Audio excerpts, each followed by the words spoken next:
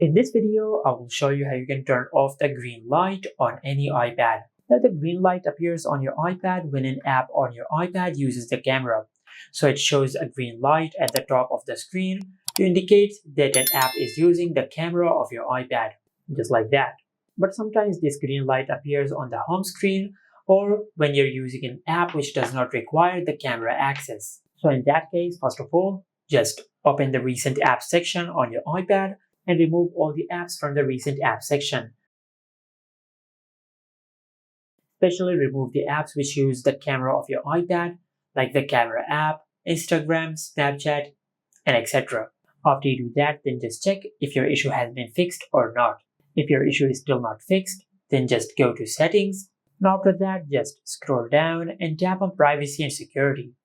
From here, just scroll down and tap on camera, and from here just turn off the camera access for any suspicious app which has the access to the camera.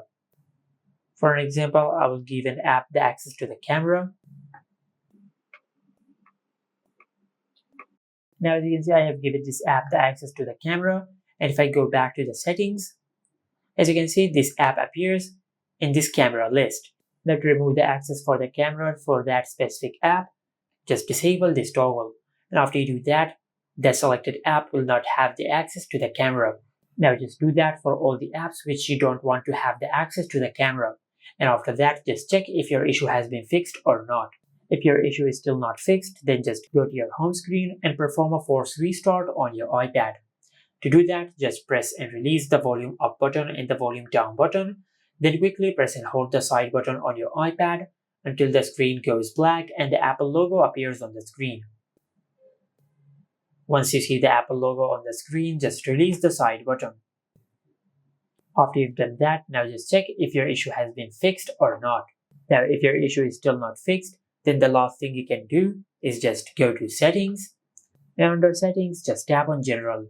Under the general settings, just tap on transfer or reset iPad, then tap on reset, and from this pop-up menu just select reset all settings.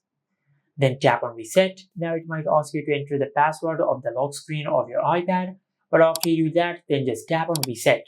And by doing that, you will reset all the settings on your iPad.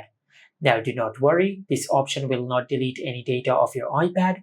It will just reset all the settings of your iPad in case if you have enabled a setting which might be causing this issue. And this is it. Make sure to like, comment and subscribe. Thank you for watching.